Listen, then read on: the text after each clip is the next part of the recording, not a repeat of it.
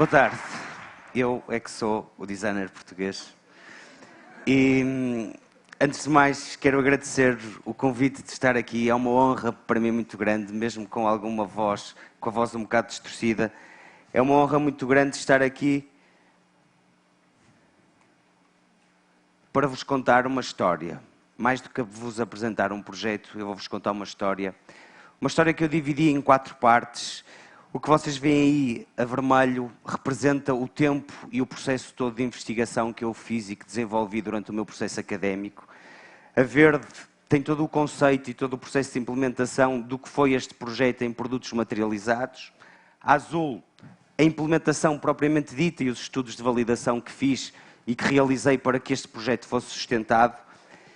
E a cor de laranja, o reconhecimento e a acreditação do projeto. Obviamente, 17 minutos já não me chegam. Apenas vou falar desta parte azul clara que vocês veem aí no meio.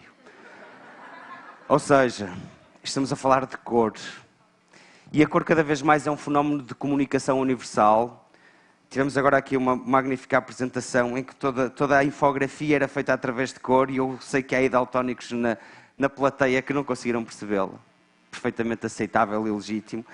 E isso foi aquilo que me levou a desenvolver este projeto. Um projeto que foi devidamente sustentado. Demorei 8 anos a fazer uma investigação sozinha, muito dela de mãos enfiadas nos bolsos, que era para não ser tentado a começar a fazer algo sem estar seguro do que queria fazer.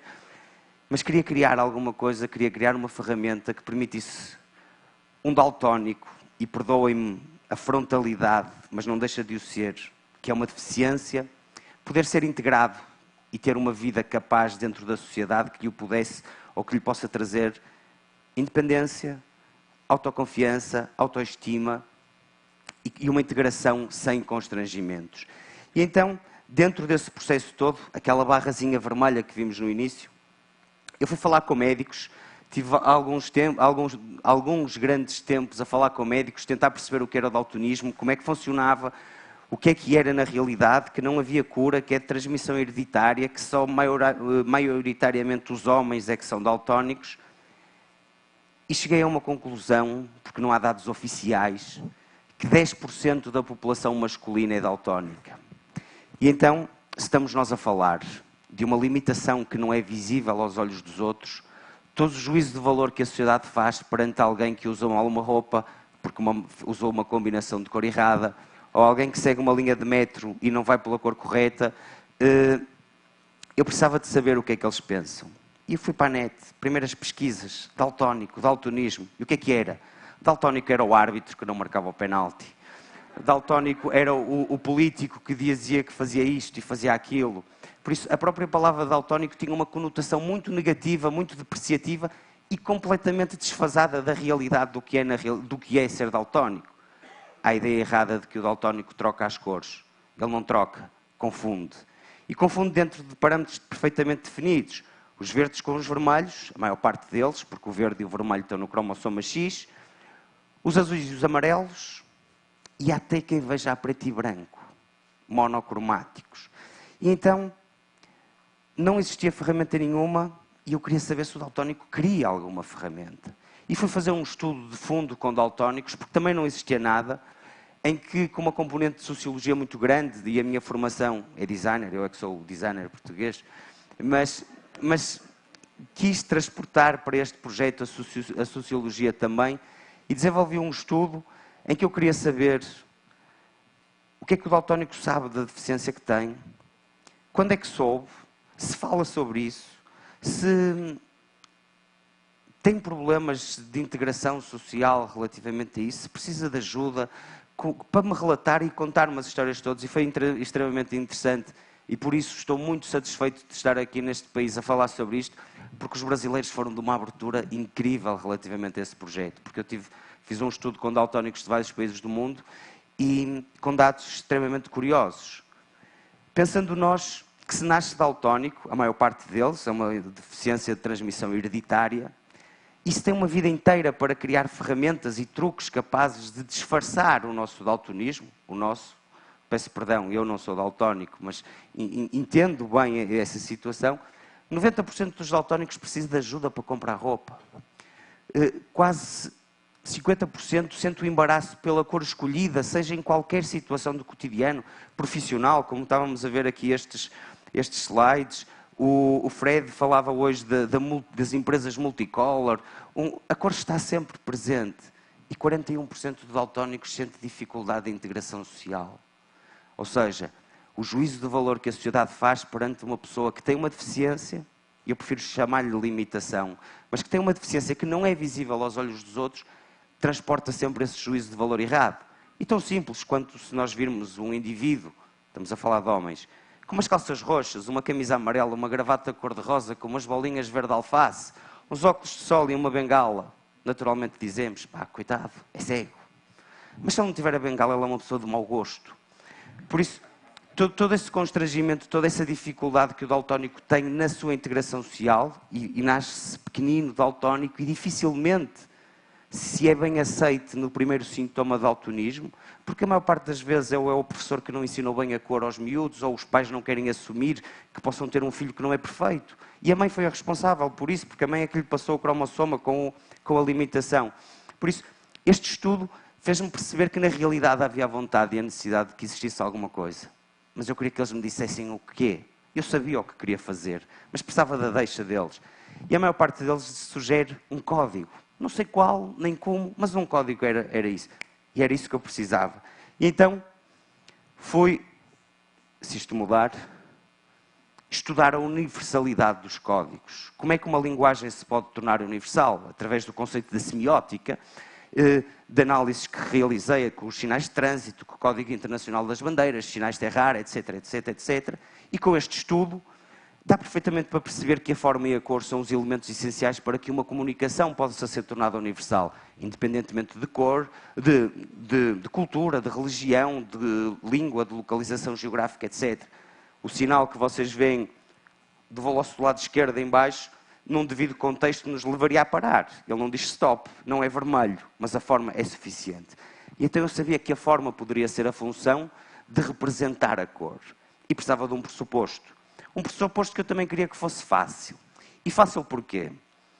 Porque todas as pessoas que têm uma deficiência têm o constrangimento e a frustração, infelizmente, de carregarem algo pesado que os ajude a integrar na sociedade. Eu não queria isso. Porque nós não conseguimos ver quem é que é daltónico. Não há um rótulo na testa, não se vê nada que nos possa sugerir que essa pessoa tenha uma limitação. Por isso eu queria que eles continuassem a viver nesse anonimato, porque não trazia nada de bom.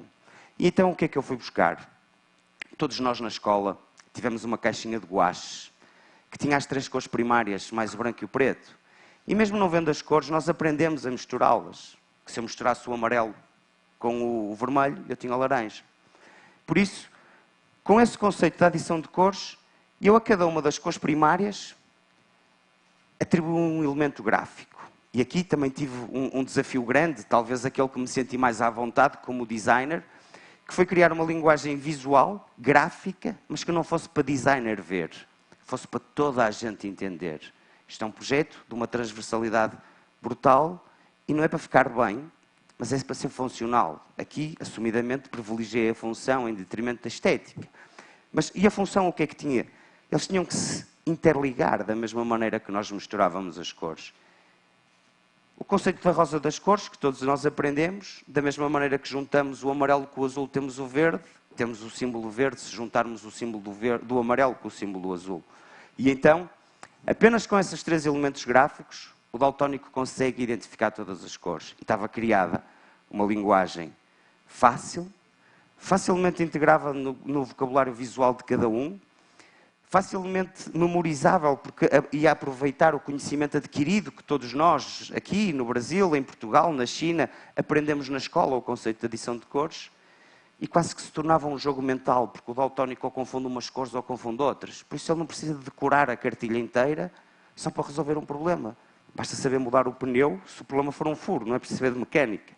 E então, na mesma caixinha de guaches, nós tínhamos o branco e o preto. E o branco e o preto aqui surge precisamente para nos fazer a orientação das tonalidades claras e escuras. O daltónico não troca as cores. Ele precisa de ser orientado. Por isso, o branco e o preto surgem para fazer essa orientação. E então o projeto, como projeto gráfico, estava definido, estava fechado, com tons especiais, os cinzentos, os dourados, os pratas. O alfabeto estava criado. E aqui rapidamente eu percebi, primeiro, que não existia nada no mundo e que a ferramenta era bem recebida pelos daltónicos e que isto tinha uma aplicação completamente transversal também. E houve 3 áreas que eu elegi, não por serem mais do que as outras, mas pelo serviço que elas prestam à comunidade e à sociedade e que eu considero terem alguma responsabilidade acrescida nisso. E falo-vos, por exemplo, da educação. É na escola que surgem os primeiros vergonhas, os primeiros constrangimentos. Eu, o estudo que fiz, tinha um relato, curiosamente, de um brasileiro, por acaso não sei se estará aqui, este estudo já foi realizado há 5 anos, em que ele me dizia, na escola, o meu grande problema é quando tenho que pintar uma árvore. Porque eu sei que uma árvore é verde, mas eu olho para os lápis e não sei qual é o verde. Temos aqui o exemplo de como um daltónico dicromático, que é a grande confusão dos verdes com os vermelhos, vê. E ele então não levava os lápis e pedia ao colega, empresta-me aí o lápis verde para eu pintar a árvore.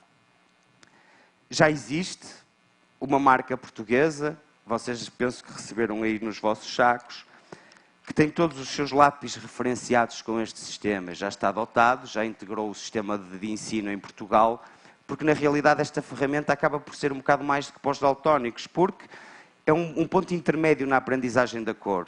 Em termos cognitivos, a primeira coisa que nós aprendemos é cor, é identificá-la. Mas a última coisa que aprendemos é como é que ela se chama e como é que se escreve. E para evitar os erros, isto surge como um processo intermédio. Outra área, a saúde. A triagem nas urgências dos hospitais é feita pela cor. Já não chega o coitado de um daltónico que está numa urgência, que não há de ser por uma boa razão, e não saber o grau de prioridade ou de gravidade com que está relativamente ao parceiro do lado. Também já existe o primeiro hospital inclusivo para daltónicos do mundo, por acaso é na minha cidade, em que todas as pulseiras da triagem de Manchester estão referenciadas com este sistema. Mas não só a triagem, como a orientação dos diferentes serviços. A orientação para os diferentes serviços é feita pela cor e não vá o coitado de um pai pensar que vai a seguir a linha amarela para ir à maternidade ver o filho e vai parar àquela sala onde tem aquelas gavetas de necrotério, que é um termo que eu não sei dizer, tive de perguntar como é que se...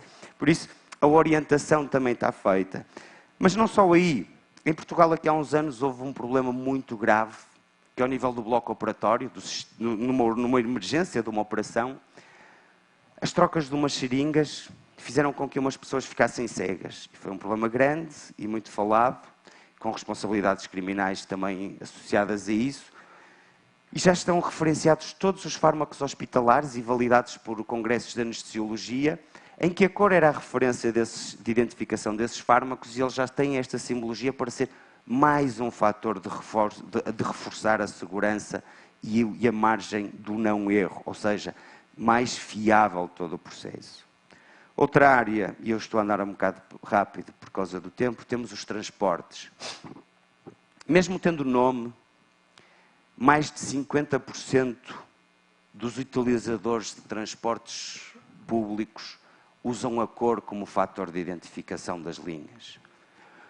Já está implementado, vai ser inaugurado agora este mês de setembro, o sistema de transportes de metro do Porto com este sistema. E não podemos esquecer uma coisa, estamos a falar de homens.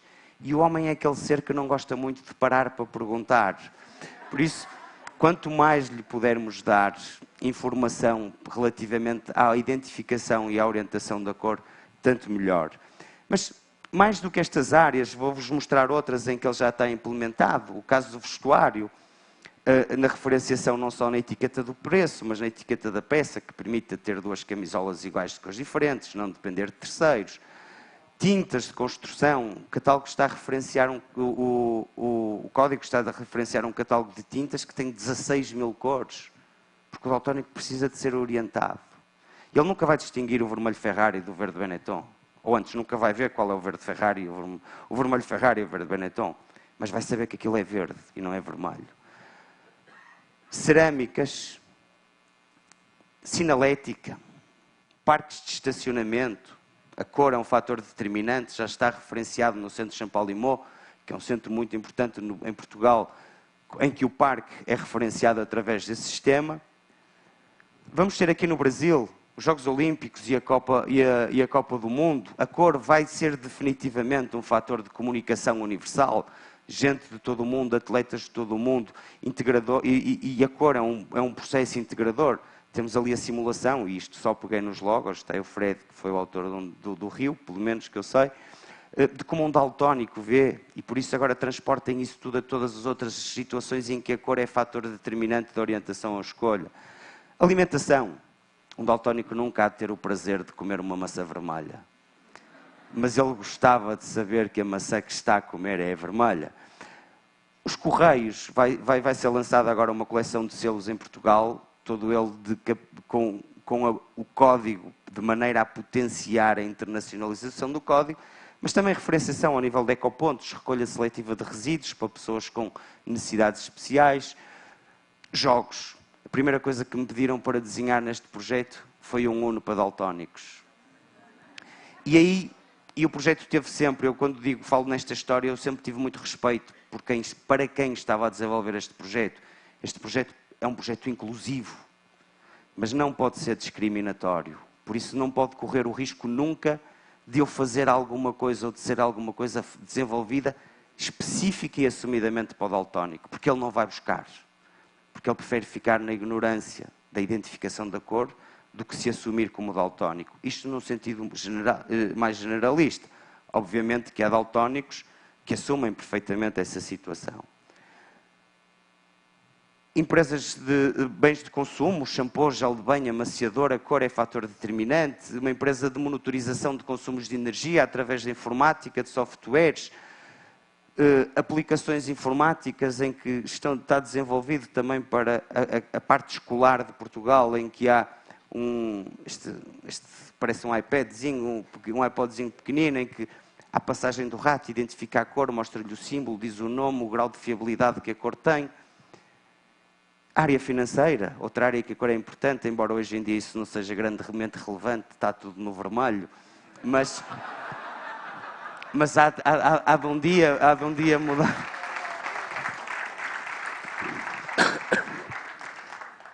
Mas, e muito mais outras coisas eu vos poderia contar, apenas e com pouco tempo, e vou pedir, se calhar, à organização um minutinho mais, que eu penso que isto é importante.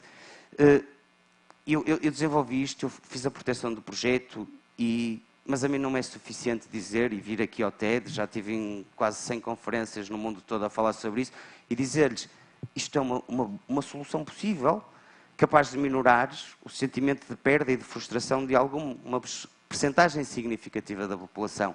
E então o que eu fiz foi, elenquei uma série de congressos internacionais da área da ciência, da área do conhecimento e do saber, que eu precisava que me validassem o projeto. Estive na Austrália no Congresso Mundial da Cor, que foi interessante chegar lá perante 700 pessoas e dizer, meus senhores, vocês que estudam a cor em tudo, há 10% dos homens que não veem corretamente a cor. E eles, e validarem o projeto. E depois, na área da semiótica, da responsabilidade social, do design inclusivo, da comunicação, das artes, da alimentação, da moda, várias áreas eu precisei que me garantissem a acreditação. O prémio da Galileu foi extremamente importante para dar notoriedade a este projeto, mas essencialmente eu quero transportar esta história e transportá-la sempre com um sentido positivo, integrador, universal, único e essencialmente inclusivo. E pouco mais tenho para dizer, porque senão daqui a bocado sou abordado. Muito obrigado pela vossa... Muito bom.